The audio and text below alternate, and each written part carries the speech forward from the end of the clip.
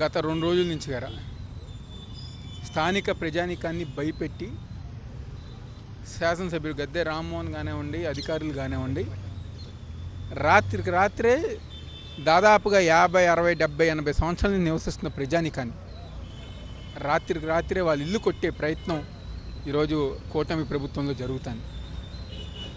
మేమే అభివృద్ధికి మేము కూడా పూర్తిగా సహకరిస్తాం. కానీ మీరు చెప్పింది ఏంటి? ప్రజానీకాన్ని ఒప్పించి వాళ్ళకి మరొక ఇల్లు కేటాయించిన తర్వాతే మేము వాటి జోలికి వస్తామని చెప్పిన మీరు దొంగల్లాగా ఎందుకు రాత్రి రాత్రి వచ్చి నోటీసులు అంటించి ఎందుకు రాత్రి రాత్రే పగలగొట్టారు? అంటే మీ చేతిలో అధికారం ఉందని చెప్పని మీరు భయపెడతారా?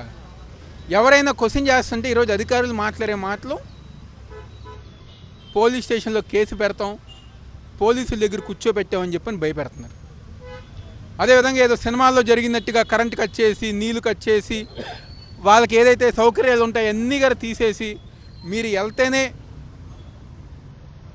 మిమ్మల్ని క్షమిస్తామని చెప్పిన విధంగా వాళ్ళు భయపెడుతున్నారు. అంటే ఏంటిది? మీ రెడ్ బుక్ రాజ్యాంగం ఇది గోండా రాజ్యమా? లేకపోతే ఏంటిది? జనాన్ని భయపెడతారా? రాత్రి అర్ధరాత్రి 1 గంటకి 2ంటికి గారా మనుషుల్ని బయటికి లాగేసి ఈరోజు కొట్టే ప్రయత్నం చేస్తున్నారు. దీన్ని వైఎస్ఆర్ కాంగ్రెస్ పార్టీ తరఫున మేము తీవ్రంగా ఖండిస్తున్నాం. మా డిమాండ్ ఒకటే, వాళ్ళకి ఇల్లు ఇచ్చిన తర్వాతే వాళ్ళ జోలికి వెళ్ళాలి. లేదన్న పక్షంలో ఈరోజు అక్కడ ఎన్నో సంవత్సరాల నుంచి వ్యాపారాలు చేసుకుని వాళ్ళ కుటుంబాలు జీవిస్తున్న చిన్న చిన్న వ్యాపారులు గారా కొట్టేయాలని చెప్పని చూస్తున్నారు. ఎందుకంటే గుణదల ప్రాంతం అంటే ఎమ్మెల్యే కక్ష సాధింపు. ఆ విధంగా ఈరోజు తన కక్ష అంతా గారు ఈరోజు సామాన్య ప్రజానీకం మీద తీర్చుకుంటున్నారు. గుణదల ప్రాంతం మా సొంత ప్రాంతం, ప్రజానీకానికి అండగా ఉంటాం.